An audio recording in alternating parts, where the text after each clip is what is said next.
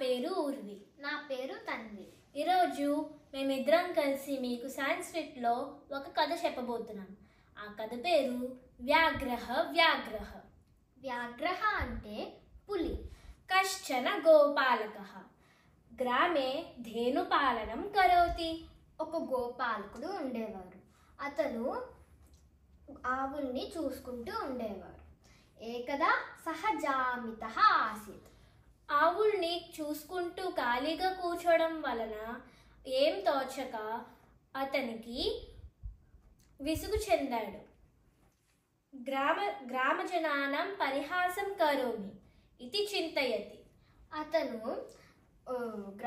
గ్రామస్తులందరినీ pool చేద్దాం అనుకున్నాడు. గోపాలకః ఉచ్చైః చీత్కారం కరోతి వ్యాఘ్రః వ్యాఘ్రః ఇతి. గోపాలకుడు అప్పుడు గట్టిగా పులి పులి అని అరిచాడు. గోపాలకస్య శబ్దం శ్రుత్వా గ్రామీణాః ధావంతః ఆగచ్చంతి. అతని శబ్దం వినడం వలన గ్రామస్తులందరూ అర్జెంటుగా లేకపోతే పరిగెత్తుకుంటూ వచ్చారు. తదా గోపాలకః సంవదతి మూర్ఖః మూర్ఖః ఇతి. అప్పుడు గోపాలకుడు నవ్వి మూర్ఖః మూర్ఖః అని అన్నాడు.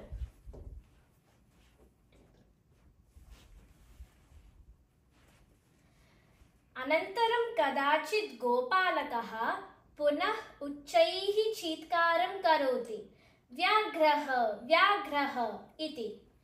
కొన్ని రోజుల తర్వాత అతను ఒకసారి మళ్ళీ వ్యాఘ్రః వ్యాఘ్రః అంటే పులి పులి అని అరిచాడు.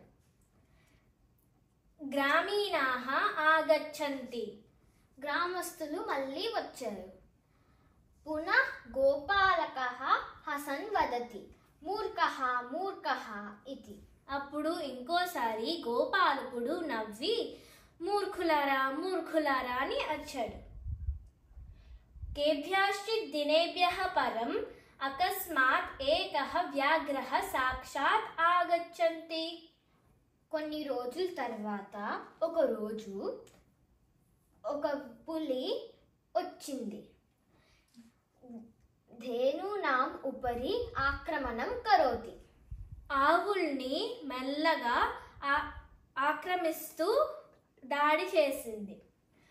గోపాలకః ఉచ్చైః చీత్కారం కరోతి వ్యాఘ్రః వ్యాఘ్రః కోపి శీఘ్రం ఆగచ్చతు. గోపాలకుడు మళ్ళీ గట్టిగా వ్యాఘ్రః వ్యాఘ్రః ఎవరైనా వచ్చి రక్షించండి అని అరిచాడు. పరంతు కేపి నాగచ్చంతి. కానీ ఎవ్వరూ రాలేదు. గోపాలకస్య దేనవః మరణం ప్రాప్నువంతి. గోపాలకుడి ఆవులన్నీ చనిపోయాయి. నీతి సదా కథితం సత్యమేవ రక్షతి. నీతి ఎల్లప్పుడూ నిజం చెప్తే అదే మనల్ని రక్షిస్తుంది అని అంటారు. Thank you. బాయ్.